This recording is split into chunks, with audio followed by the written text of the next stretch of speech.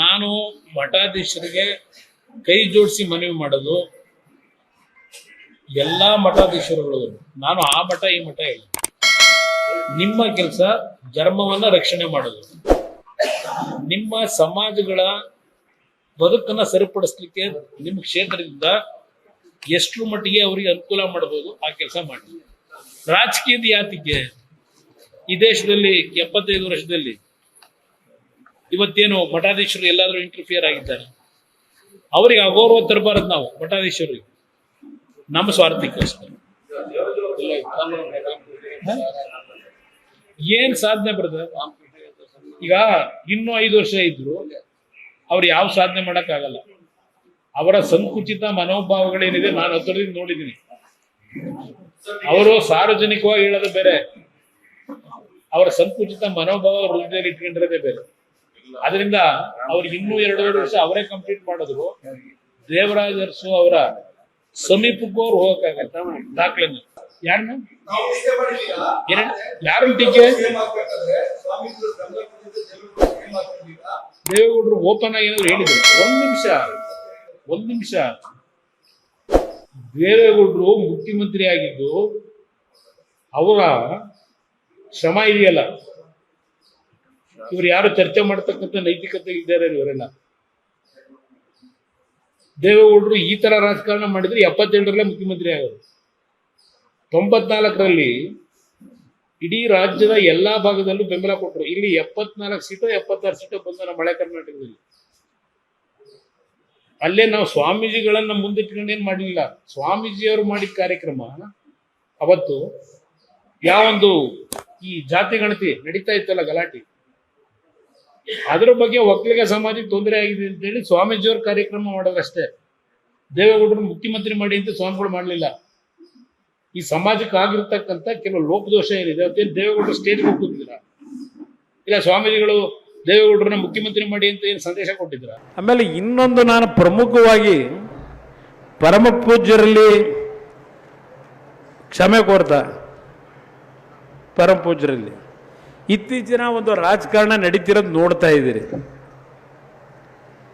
ಪ್ರಥಮ ಬಾರಿಗೆ ನಮ್ಮ ಪರಮ ಪೂಜ್ಯರು ಹೇಳಿದಾಗ ಇನ್ನೊಂದು ಮಠದವರು ಕಾಮೆಂಟ್ಸ್ ಮಾಡಿದ್ರು. ನಾನು ನಮ್ಮ ಸ್ವಾಮೀಜಿಯವರು ಬಹುಶಃ ದೇಶದ ಇತಿಹಾಸದಲ್ಲಿ ಅವರಷ್ಟು ಶಿಕ್ಷಣದಲ್ಲಿ ವಿದ್ಯಾವಂತರು ಮತ್ತೊಬ್ಬ ಸ್ವಾಮೀಜಿಗಳಿಲ್ಲ. ಅವರಲ್ಲಿ ಒಂದು ಒಳ್ಳೆಯ ವಿಚಾರಗಳನ್ನು ಜಾರಿಗೆ ತರತಕ್ಕಂಥ ನಿಟ್ಟಿನಲ್ಲಿ ಅವರದೇ ಆದಂಥ ಒಂದು ವಿಷನ್ಗಳನ್ನು ಇಟ್ಕೊಂಡಿದ್ದಾರೆ, ಕಲ್ಪನೆಗಳನ್ನು. ನಾನು ಅವರಿಗೆ ಅಗೌರವ ಆಗಬಾರದು ಅಂತಕ್ಕಂಥ ದೃಷ್ಟಿಯಿಂದ ನಾವು ಅವ್ರನ್ನ ಬಳಕೆ ಮಾಡ್ಕೋಬಾರ್ದು ಅನ್ನೋ ಒಂದು ದೃಷ್ಟಿಗೋಸ್ಕರ ಹೇಳಿದ್ದ ಹೊರತು ಬೇರೆ ರೀತಿಯಲ್ಲಿ ಅವರಿಗೆ ನಾನು ಅಗೌರವ ಸಲ್ಲಿಸಬೇಕು ಅಂತ ಎಂದೂ ಹೇಳಿಲ್ಲ.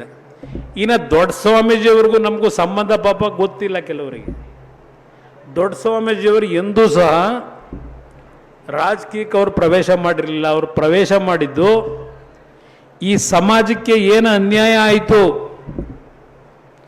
ಜ್ಞಾಪಿಸ್ಕೊಡ್ತೀನಿ.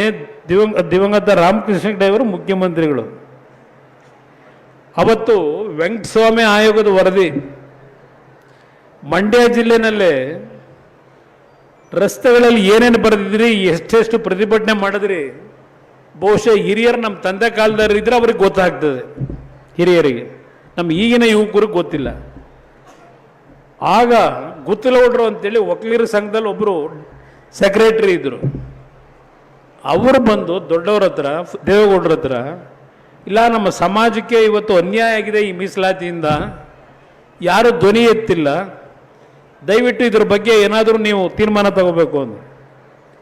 ಅವತ್ತು ದೇವೇಗೌಡರು ಪರಮ ಪೂಜ್ಯ ಸ್ವಾಮೀಜಿಯವರಿಗೆ, ದೊಡ್ಡವರಿಗೆ, ದಯವಿಟ್ಟು ನಮ್ಮ ಸಮಾಜದ ಮಕ್ಕಳ ರಕ್ಷಣೆಗೆ, ನಮ್ಮ ಸಮಾಜದ ಉಳಿವಿಗೆ ನೀವು ಲೀಡ್ ತಗೊಂಡು ಈ ಸಮಾಜ ಉಳಿಸಬೇಕು ಅಂತೇಳಿ ಪರಮ ಪೂಜ್ಯ ಸ್ವಾಮೀಜಿಯವರಿಗೆ ಮನವಿ ಮಾಡಿದ್ದಕ್ಕೆ ಅವತ್ತು ಪರಮ ಪೂಜ್ಯರ ನೇತೃತ್ವದಲ್ಲಿ ಕಬ್ಬರ್ ಪಾರ್ಕಲ್ಲಿ ಲಕ್ಷಾಂತರ ಜನ ಸೇರಿ ಒಂದು ಪ್ರತಿಭಟನೆ ಮಾಡಿದ್ದು.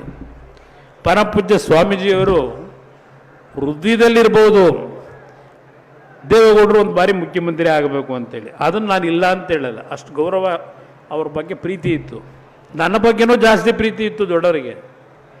ಆದರೆ ಕೆಲವು ಸನ್ನಿವೇಶಗಳಲ್ಲಿ ಈ ಥರ ಒಂದು ರೀತಿಯ ಅನುಮಾನಕ್ಕೆಡೆ ಮಾಡ್ಕೊಳ್ಳೋದೇನಿದೆ, ಅವರು ಸ್ವಾಮೀಜಿಯವರು ಅವತ್ತು ಈ ಸಮಾಜ ಉಳಿಸ್ಲಿಕ್ಕೆ ಬೀದಿಗೆ ಬಂದರು. ಬೇರೆ ಸಮಾಜಗಳು ನಮ್ಮ ಸ್ವಾಮೀಜಿಯವ್ರ ಬಗ್ಗೆ ಅಗೌರವವಾಗಿ ನಡ್ಕೊಳ್ತಕ್ಕಂಥದ್ದಕ್ಕೆ ಅವಕಾಶ ನಮ್ಮ ಸ್ವಾಮೀಜಿಯವರು ಎಂದೂ ಕೊಟ್ಟಿಲ್ಲ.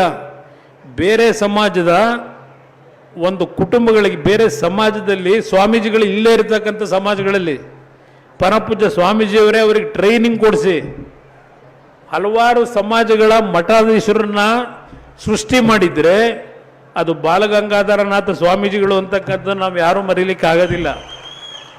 ಆದ್ದರಿಂದ ಯಾರೂ ನೀವು ಅನ್ಯತಾ ಭಾವಿಸಬೇಡಿ.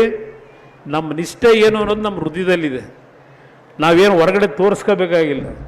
ಪರಮ ಪೂಜ್ಯರಿಗೆ ಏನಾದರೂ ನನ್ನಿಂದ ಅಪಚಾರ ಆಗಿದೆ ಅಂತ ಇದ್ರೆ ಈಗಲೂ ಸಾರ್ವಜನಿಕವಾಗಿ ನಾನು ಸಮಯ ಕೋರ್ಬಿಡ್ತೀನಿ ನಮ್ಮ ಸ್ವಾಮೀಜಿಯವ್ರನ್ನ. ಎಲ್ರಿಗೂ ಒಳ್ಳೆಯದಾಗಲಿ. ನಮಸ್ಕಾರ. ಲೇಟೆಸ್ಟ್ ಹಾಗೂ ಇಂಟ್ರೆಸ್ಟಿಂಗ್ ಸುದ್ದಿಗಳಿಗಾಗಿ ಬಾಸ್ ಟಿವಿ ಕನ್ನಡ ಚಾನೆಲ್ನ ಸಬ್ಸ್ಕ್ರೈಬ್ ಮಾಡಿ. ಹಾಗೆಯೇ ಬೆಲ್ ಐಕಾನ್ ಪ್ರೆಸ್ ಮಾಡಿ. ಇದರ ಜೊತೆಗೆ ಫೇಸ್ಬುಕ್, ಇನ್ಸ್ಟಾಗ್ರಾಮ್, ಎಕ್ಸ್ನಲ್ಲೂ ಮಿಸ್ ಮಾಡದೆ ಫಾಲೋ ಮಾಡಿ.